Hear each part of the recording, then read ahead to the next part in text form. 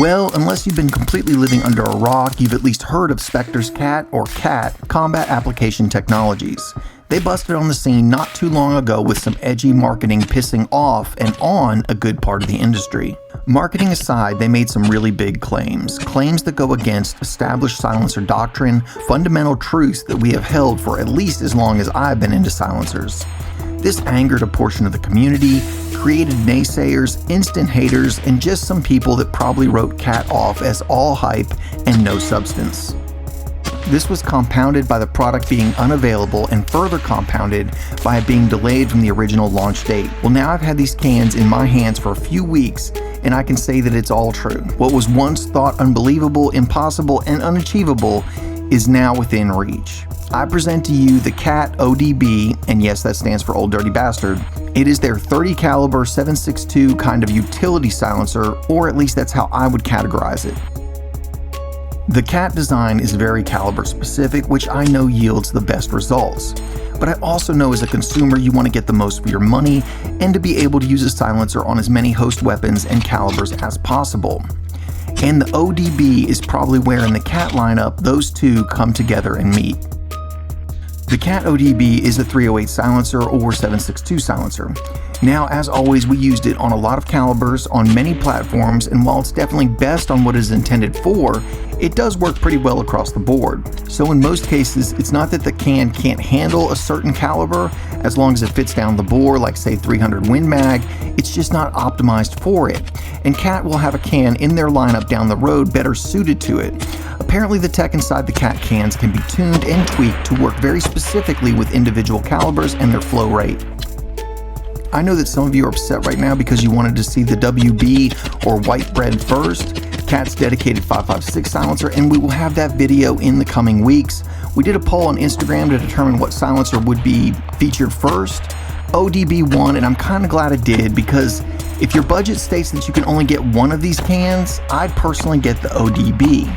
But the WB is pretty impressive as well.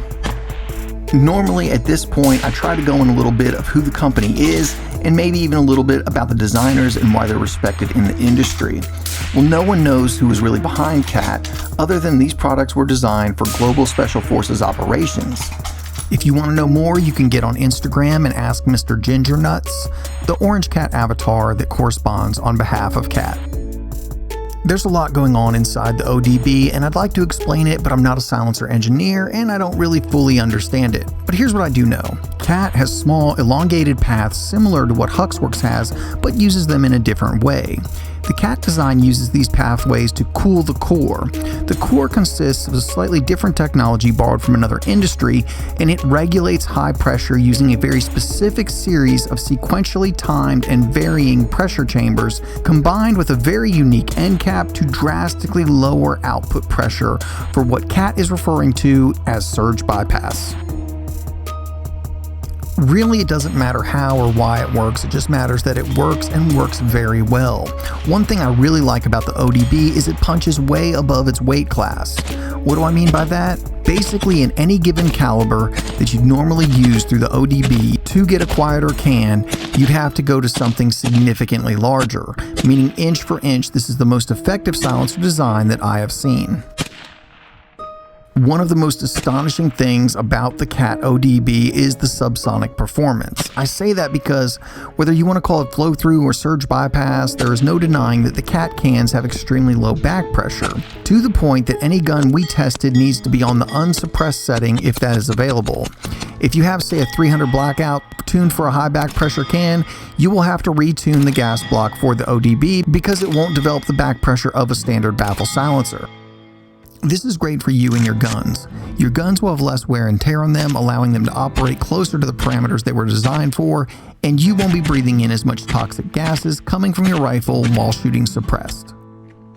The amazing part about C.A.T's surge bypass is it delivers very low back pressure while having amazing sound performance, actually sounding better than any similarly sized silencer and better than some cans even larger than the ODB. Taking it even further, to the best of my knowledge, currently there are no low back pressure silencers that work well with subsonic rounds. It's just kind of one of those rules that you accept. Low back pressure equals poor subsonic performance. C.A.T has turned that doctrine upside down. The ODB has phenomenal performance on rounds like Subsonic 300 Blackout and Subsonic 7.62x39. Not only does the ODB do it well, it also punches above its belt again by having performance that only much larger cans get when shooting subsonics. So not only is the ODB good with subs, inch for inch, it's the best can for subsonics.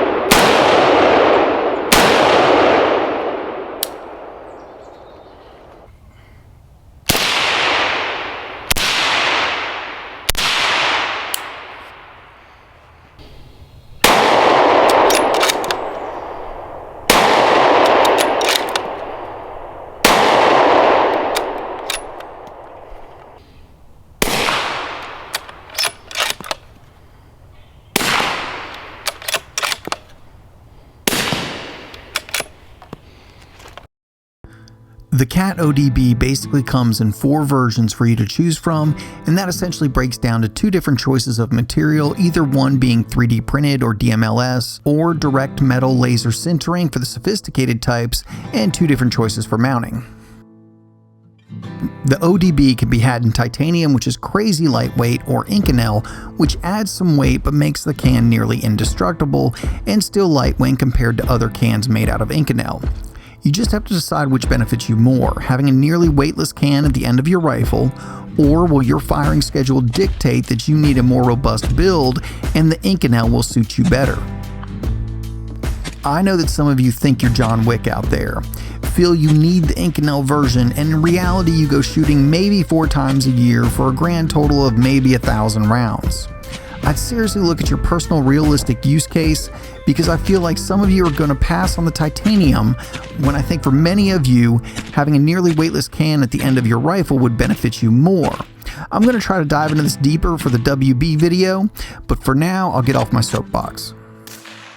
For mounting solutions, you can get the hub rear, which allows the ODB to adapt to almost any mounting solution you would like, or you can get the QD version, which is what I have, which allows it to mount to the C.A.T spooky muzzle device, which is very smartly designed. It has reverse threads with a taper, meaning that when you go to remove the silencer, you'll actually be tightening the muzzle device on your rifle, and the taper should also prevent the silencer from walking off.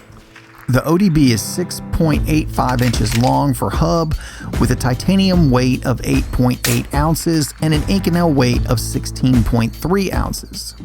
The direct thread option is 7.2 inches long, with a titanium weight of 9.7 ounces and an Inconel weight of 17.9 ounces. Both cans have a diameter of 1.6 inches. On the C.A.T website, it does clearly state that because of the DMLS manufacturing process, actual weights will vary. I want to take a moment and just do some specific caliber and platform observations. First off, FN SCAR. Mine is an original model without a suppressor setting for the piston. These can be temperamental to say the least with any can that adds any back pressure. It works great with the ODB, ejection is totally normal, and sound performance is exceptional. AK-47s can also be temperamental with cans. This AK does not have an adjustable piston or any special hardware, and it works perfectly with the ODB. Furthermore, you can load supers and subs in the same mag, and it just keeps right on ticking. The SIG Rattler. with its 5.5-inch barrel can be finicky with different cans, especially low back pressure cans. We actually had perfect function on the appropriate gas settings, but it wouldn't hold the bolt back on the last round. And to that I say, people shoot AK-47s every day. But seriously, if you want a low back pressure option for your Rattler, this might be your only choice. As far as 5.56 goes, the Old Dirty Bastard is quieter on 5.56 than the White Bread.